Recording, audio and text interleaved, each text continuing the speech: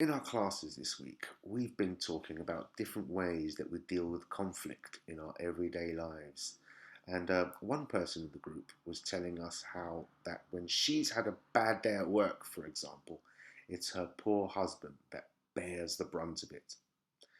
If you say that someone bears the brunt of something or takes the brunt of something, you mean that it's usually something negative or something bad, and that person has to deal with the worst part of that thing.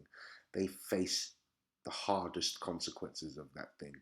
So, for example, if a small car crashes into a massive truck, you can imagine it'll probably be the small car that bears the brunt of the collision. Or, as the manager, it's my job to bear the brunt of customer complaints. Or, when the storm hit, it was the small coastal towns that bore the brunt of it.